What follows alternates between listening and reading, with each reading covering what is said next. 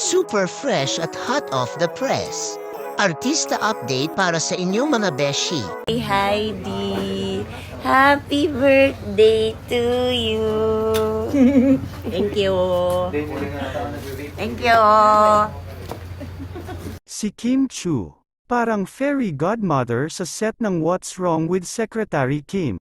Sobrang nice niya sa kanyang staff. Parang may magic touch sa pagiging mabait.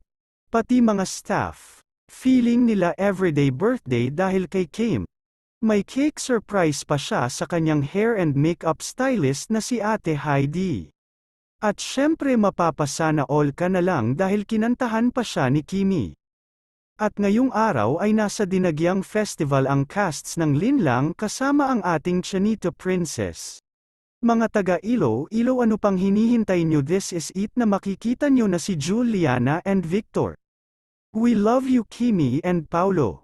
Tara nang makihalabira sa Dinagyang Kapamilya Caravan 2024!